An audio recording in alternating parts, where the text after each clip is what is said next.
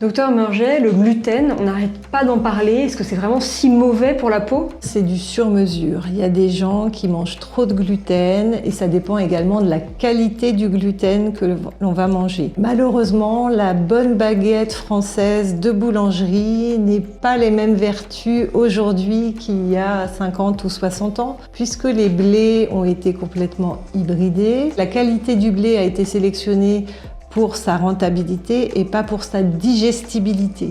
Ce qui fait que cette intolérance, cette hypersensibilité au gluten, ça n'est pas qu'une histoire. Il y a beaucoup de gens qui ont des hypersensibilités au gluten. D'ailleurs, on le vérifie dans nos analyses. Et ce qui fait que ça fragilise la muqueuse intestinale, ça crée une inflammation.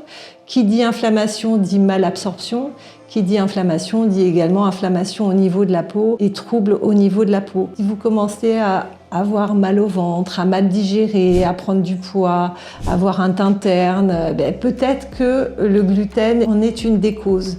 Mais ça peut être autre chose également, mais si on peut limiter au moins sa quantité de gluten, essayer de manger des pains plutôt à la farine de sarrasin qui contient 0 gluten, de temps en temps, éviter cette surcharge en gluten que l'on retrouve dans tout, et surtout dans les aliments transformés où on a des ajouts de gluten également, ce qui fait que c'est aussi cette quantité qu'on mange en trop qui fait sa nuisibilité.